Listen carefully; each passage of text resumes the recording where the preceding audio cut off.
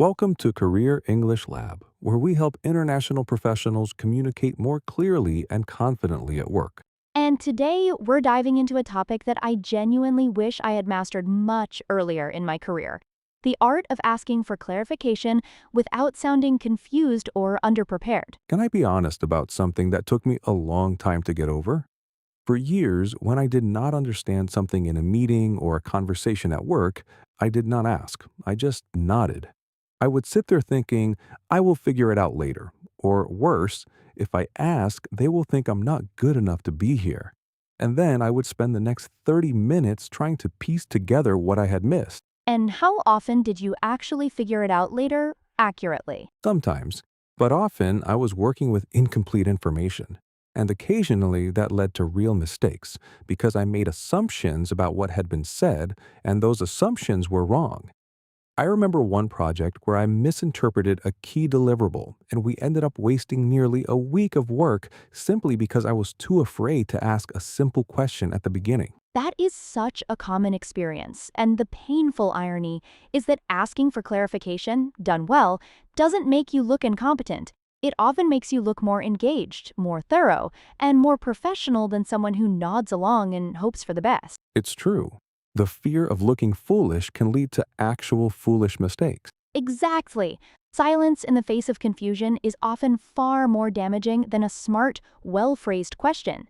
So today we're talking about how to ask for clarification in English in a way that sounds professional, natural, and confident. I'm Maya. And I'm Leo, and as you can probably tell from my opening confession, I genuinely wish I had learned these strategies earlier. Let's get into it. The first thing to understand is that clarification is not a sign of weakness. In strong teams, asking precise, thoughtful questions is usually seen as a sign of intelligence and accountability.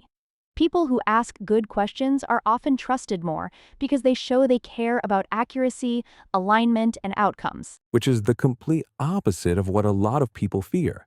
We think asking reveals a gap, but staying silent often creates a much bigger gap because now people assume you understood and the work continues on top of that misunderstanding. Exactly.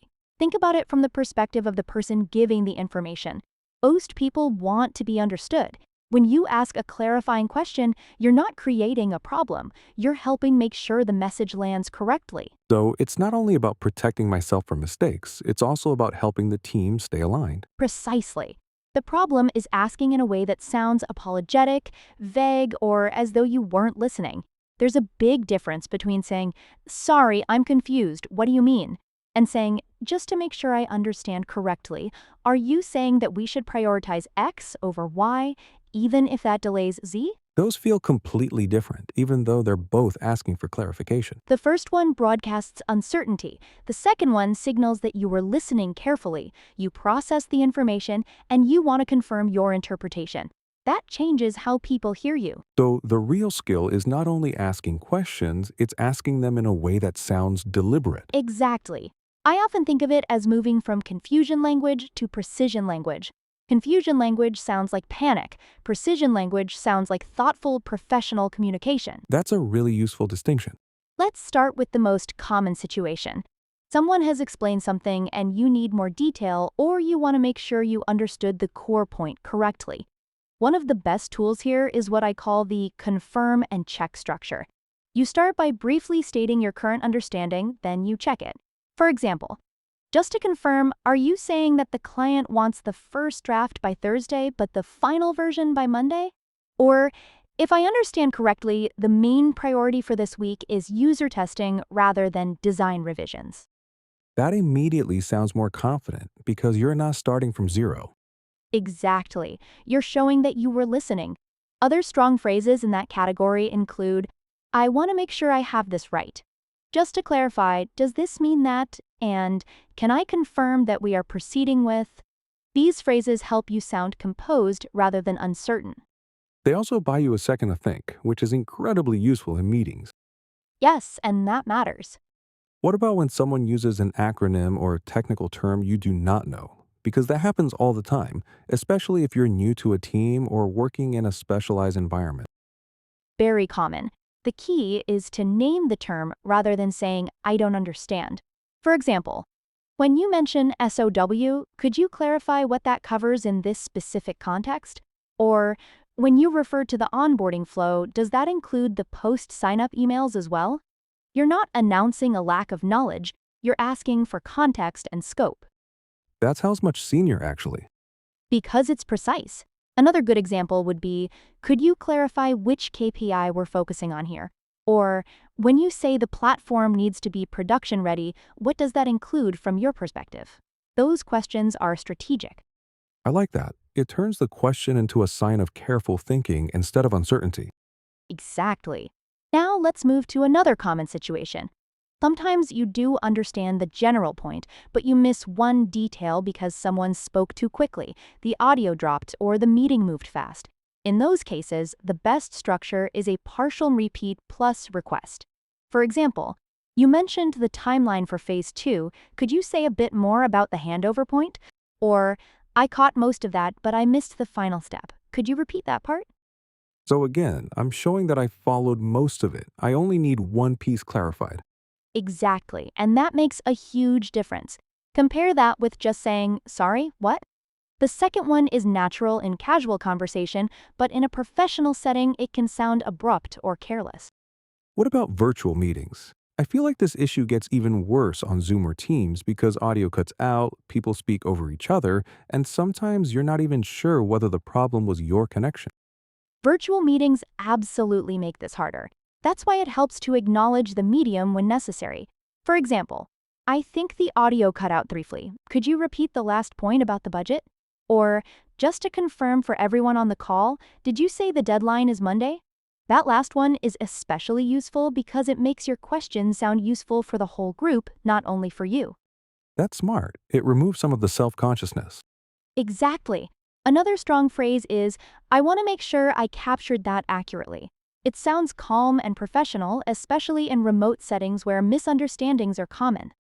There's another situation I used to struggle with. Sometimes I would understand the words, but not the expectation behind them. For example, I would understand the task, but I wasn't clear on what a good outcome actually looked like. That is such an important distinction. Clarification is not only about vocabulary or facts, sometimes it is about expectations, priorities, or standards. In that case, good questions might sound like, could you clarify what success would look like for this? Or, when you say you want it to feel more strategic, could you give me an example of what that would look like? Or, what would a strong version of this deliverable include from your perspective? Those are great because they stop you from delivering something technically correct, but strategically wrong. Exactly. They prevent rework and show that you are trying to complete the task well. Let's talk about written communication, because asking for clarification by email or chat can feel even harder. In writing, every word feels more exposed. Very true. In writing, the principle is simple. Confirm what you understood first, then ask your specific question. For example, instead of writing, I'm confused about the brief, you could write, Hi John, I've reviewed the brief and want to confirm one point to ensure I'm aligned. The launch date shown is April 15th. Does this refer to the internal review deadline or the final client delivery? That sounds professional. Because it shows effort. I have read the material, I have identified the issue, and I'm asking one precise question. Exactly. Specific questions tend to get specific answers. Vague questions tend to create more back and forth. What about chat tools like Slack or Teams? Do the same rules apply? Yes, but usually in a shorter format. For example, just to confirm, are we sending the draft today or tomorrow? Or, quick clarification, does this apply to all regions or only APAC? You can still be concise without sounding abrupt. Can we do a role play? Because hearing the weak version and the strong version side by side always makes it clearer. Absolutely. Here's the scenario. I'm your project lead, and I say, so we need the final version by end of week, shared with the full team, and it should reflect the new brand guidelines. Weak version. Sorry, what do you mean? I'm not sure what guidelines you're talking about. And now the stronger version. Just to confirm, when you mention the new brand guidelines, are you referring to the updated document shared last week, or is there a newer version I should request? Exactly. Same uncertainty, completely different impression. The stronger version sounds engaged, specific, and solution-focused. And it helps move things forward instead of just stopping the conversation. That is the mindset shift. Clarification is not only about filling your own gap, it helps the whole project run correctly. Let's do one more scenario because I think this will help people. Say you're speaking to someone senior, maybe your manager or a director, and they give you a broad instruction like, make this more strategic. What do you say? A stronger response would be, absolutely. Just so I align with your expectations, could you clarify what a more strategic version would include? For example, would you like stronger commercial recommendations, more long-term implications, or a clearer connection to business priorities? That shows confidence and professionalism. That is so much better than pretending I know exactly what they mean and then finding out later that I guessed wrong. Exactly. And senior leaders usually appreciate those questions because it shows you care about delivering the right outcome. There's also a cultural side to this, isn't there? In some cultures, asking direct questions can feel risky, especially with senior people. Yes, and that is worth acknowledging. In some workplaces, especially more hierarchical ones, you may want to soften the question slightly while still being clear. For example, I want to make sure I've captured your expectations accurately. Or, could I quickly check one point to ensure I'm aligned? That keeps the tone respectful. So the goal is not to become overly direct, the goal is to become clear and appropriate. Exactly. Clarity and respect can absolutely coexist. Let's recap the key ideas. First, use confirm and check language like, just to confirm, are you saying that, instead of broadcasting confusion. Second, when terms or acronyms are unclear, name the term and ask how it applies in this context. Third, if you miss part of what someone said, use a partial repeat plus request so it is clear that you were listening. Fourth, ask about expectations, not only facts. Clarifying what success looks like is often more valuable than clarifying one detail. And fifth, in writing, confirm your understanding first, then ask one precise question. Exactly. Asking for clarification is not a sign that you are behind. It is a sign that you are engaged, responsible, and committed to getting things right. So here's a simple challenge for everyone listening.